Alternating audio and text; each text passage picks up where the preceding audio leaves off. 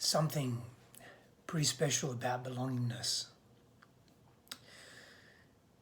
You know, we're born with this need to belong. I've just been reflecting the last hour or so on belongingness and this need to feel that we are a part of something, someone, a family, to feel that we matter, to feel seen by others, to be witnessed and heard. The power of belongingness, the power of belonging, means that we get to see ourselves through how others see us. I've been reflecting and being introspective on my own childhood, this own sense of needing to feel connected, needing to feel loved, and where it came from, this sense of lack and not having that. Thinking of the times where I just wanted to be met without judgment, without criticism,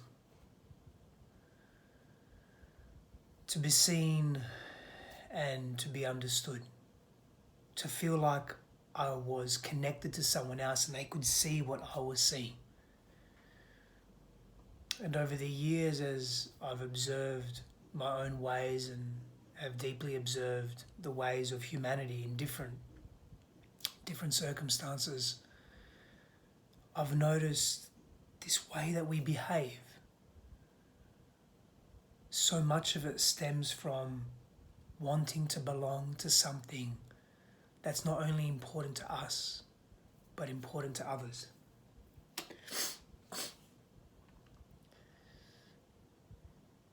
To see grown men, powerful men, in their own respective fields, in their own respective peer groups, break down,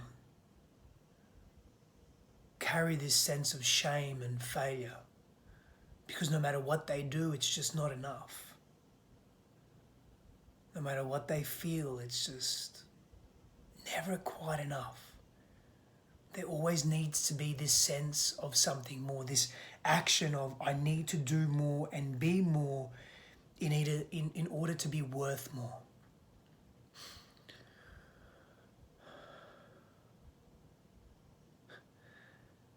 Part of it is that elusive father wound, that need to be accepted. Without having this sense, this feeling that someone important to us wants us to change to suit their view of the world. We just want to be accepted for who we are as we are. Now, there's nothing wrong with our actions or ideals being challenged. Not at all. That's actually healthy. But when we are shamed into being someone else, and we are either directly told or indirectly shown that we are not enough, it debilitates us and it stays with us. That wound stays with us. And we bring that pattern, that way of being and seeing ourselves and relating to others and doing our best to keep ourselves safe by any means possible, which usually means isolating ourselves and distancing ourselves from those that we really care about or want to care about. When we bring that pain into our adult relationships, we isolate. And I've just been reflecting on how much I've isolated myself. You know, that old adage of being in a room full of people yet still feeling lonely, still feeling not enough, still feeling like you're the only person in the world, is because underneath the facade, underneath the false bravado, underneath the externalized success, is this feeling of no one gets me. I feel alone. I don't belong.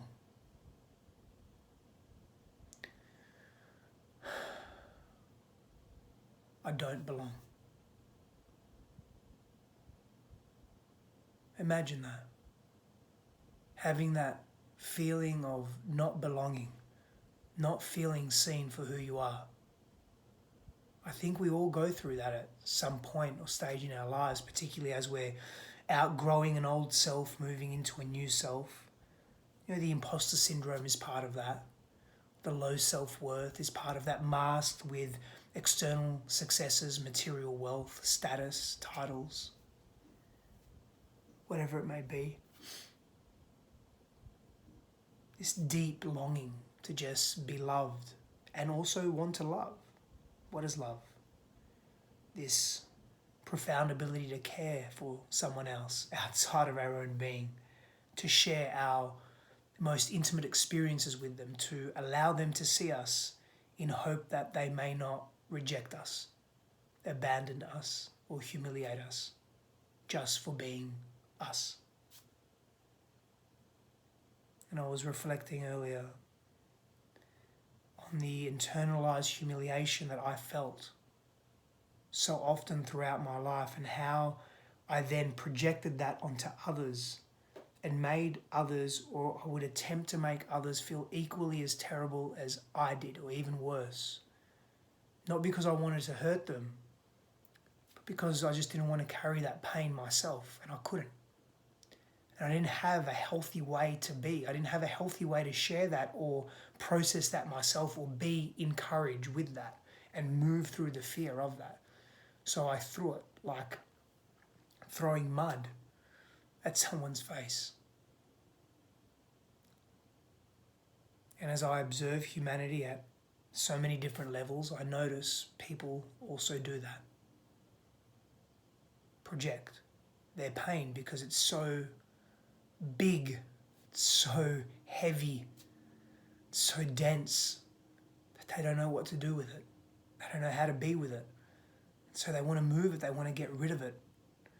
They want to shift it from their consciousness, from their being. It's too traumatic in the body. So we throw it at people. It's an attempt. It's a cry for help. It's a please notice me because I feel I don't belong. And if I treat you really, really bad and I push those edges and you still love me, then maybe I'll think I belong. I'll feel it. I'll feel that I'm part of something and that I'm worth it. Because if you're sticking around after I'm hurting you so much, then I must be worth it, right? I must be of value, right?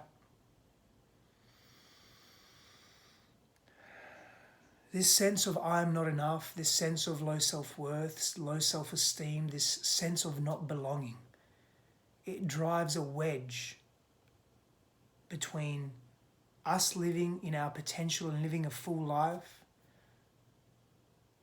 and us just repeating the same old story that was handed down and passed down to us by our parents and by our environment. You are not enough. That's the story. You have to be different, you have to change, you have to contort and morph yourself. Because who you are just doesn't belong here. It's taken me so many years to shift that narrative. And I can still empathize deeply with it when I see it in others. That feeling of I'm lost, I don't know what to do, I don't know who to be. So I'm going to try on all these different masks. Like you're at a department store trying on clothes. I'll take this suit, I'll take that coat, I'll take this jacket, I'll take those pants. Yet none of them really fit properly, but you just want them because they look good. Or at least you think they look good.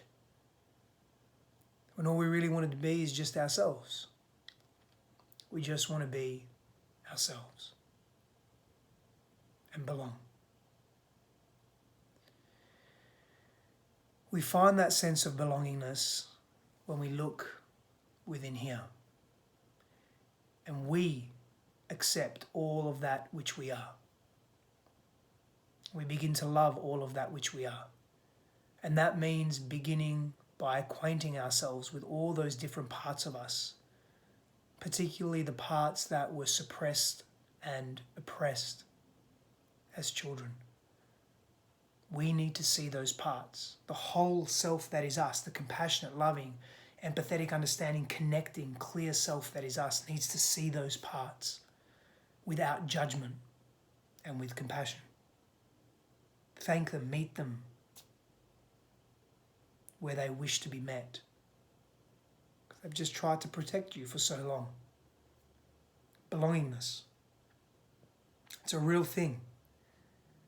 And we just often don't take the time to pause and sit and just reflect on what's important to us and what matters. Belongingness, that sense of belonging to ourselves, it matters. It really matters. That sense of I feel enough and I don't have to play a charade. I don't have to embrace a facade and wear all these masks, and I can just be me. And you get the real me. This is who I am. I'm not perfect. I'm flawed. But I am that imperfection in motion. Constantly in awe and awareness of who I am being. Because I trust myself. And that sense of belongingness removes us from being in trust. We felt that we couldn't trust and we didn't feel trusted because we were being asked to constantly shift and change and be different to who we were and who we are.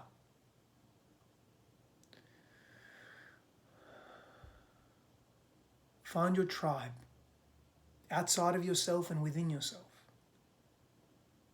Connect to those parts of you that are lonely, that feel isolated, that feel they are not enough. Support them, nurture them. Feel connected to the whole of what you are. Heal the past.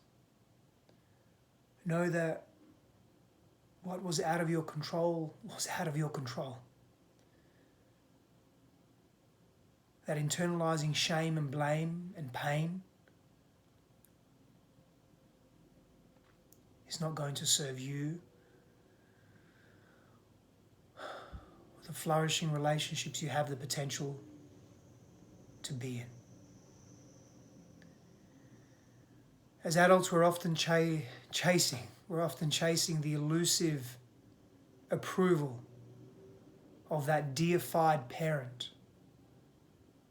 We're often pursuing tenaciously, often without even knowing it, acceptance of another projected into someone else.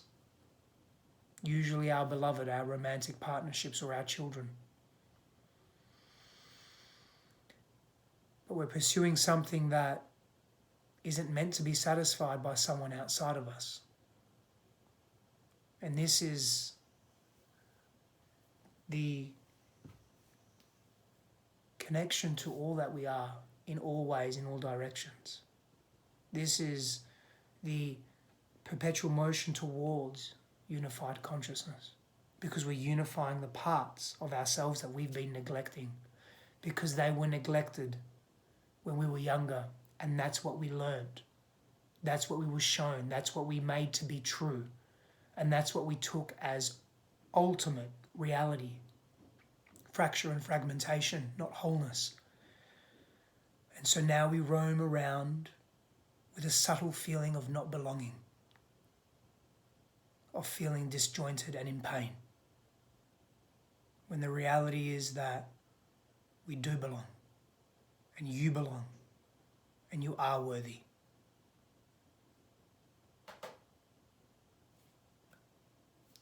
Power and blessings to you.